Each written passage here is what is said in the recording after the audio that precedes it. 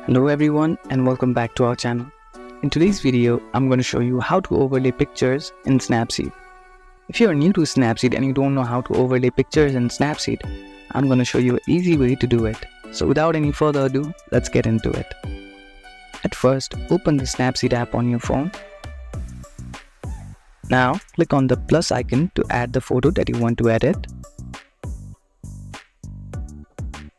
Now, to add overlay picture, simply click on Tools at the bottom menu and scroll a bit and select the double exposure option.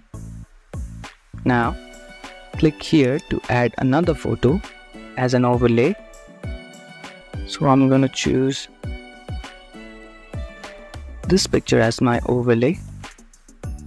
Now, drag the overlay according to your need.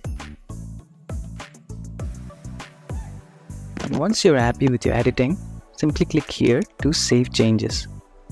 And just like that, we have used overlay picture in Snapseed. If you found this video helpful, don't forget to give this video a thumbs up and subscribe to our channel for more tutorials like this.